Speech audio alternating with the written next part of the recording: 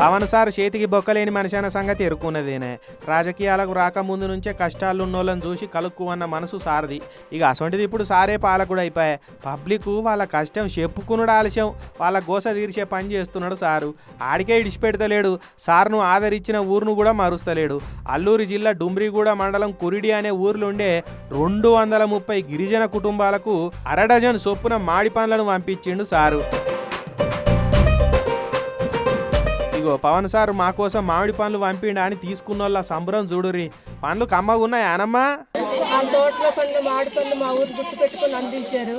గ్రామసభ మీటింగ్కి వచ్చారు, అన్ని ఆలోచించి మా ఊరిని గుర్తు పెట్టుకున్నారు. చూడురి, అందరికి పట్టరాని సంబరమే అవుతున్నది. ఇంతకు ముందు ఈసారి ఈ ఊరికి వచ్చిండు కదా, ఇక అప్పుడు ఈ ఊరోళ్లకు అన్ని తీర్ల సౌలతులు చేస్తా అని మాట ఇచ్చిండు. చెప్పినట్టే అభివృద్ధి పనులు కూడా చేయిస్తున్నాడు. ఇప్పుడు సారోళ్ళ తోటల ఆర్గానిక్గా పండిన మామిడి పండ్లను ఈ ఊరోళ్ళకు పంపించి ఊరి మీద పాయిరాని దాటుకున్నాడు. ఇంతకు మునుపు కూడా సారు సినిమా యాక్టర్లకు తోటలో పండిన మామిడి పండ్లను పంపుతుండే. ఇప్పుడు గిరిజన గ్రామస్తులకు మామిడి పండ్లు పంపే వరకు ఇక ఏడలేని ఖుషి అవుతున్నారు అంతా. మామిడి పండ్లే కాదు, ఇదే జిల్లాలో ఉన్న పెదపాడు గిరిజనుల కష్టాలు చూసి ఊరందరికి చెప్పులు కూడా కొనిచ్చి పంపిండు సారు.